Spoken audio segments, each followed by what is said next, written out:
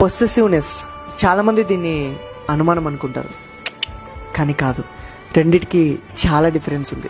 ఒక వ్యక్తి నీ పైన ఎంత పొసెసివ్ అయితే వాళ్ళకి నీ పైన అంత ప్రేమ ఉన్నట్టు. నువ్వు వేరే వాళ్ళతో మాట్లాడినా తిరిగినా వాళ్ళకి చాలా కోపం వస్తుంది. ఆ కోపం ఊరికే రాదు, దాని వెనకాల ఎక్కడ నువ్వు వాళ్ళకి దూరం అవుతావో అన్న బాధ ఉంటుంది. అనుమానం అంటే నీ పైన డౌట్ పడడం, నీ పైన ట్రస్ట్ లేకపోవడం. పొసెసివ్ అంటే నీ పైన ట్రస్ట్ ఉంది, కానీ అవతల వాళ్ళు నేను ఎక్కడ మార్చేస్తారో, తన నుంచి ఎక్కడ దూరం చేస్తారో అన్న భయం కూడా ఉంటుంది. నేను ఇందాకే గూగుల్లో పొసెసివ్కి మీనింగ్ చూసా. అక్కడ ఏం రాసిందో తెలుసా? నువ్వు మొత్తం నాకే కావాలి, నీ ప్రేమ, నీ అటెన్షన్, నీ కేరింగ్, నీ టైం, ప్రతి ఒక్కటి నాకే సొంతం. యాక్చువల్లీ ఇది ఇంగ్లీష్లో ఉంది, నేను తెలుగులోకి ట్రాన్స్లేట్ చేశా.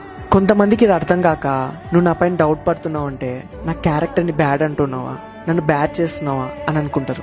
అవతల వాళ్ళ మనసులో నీ ప్లేస్ ఏంటో, అసలు వాళ్ళు నేను ఏ లెవెల్లో ఊహించుకుంటున్నారో నీకు ఎలా తెలుస్తుంది చెప్పు?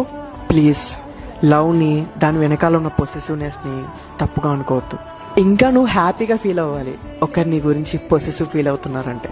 Please don't misunderstand your loved once.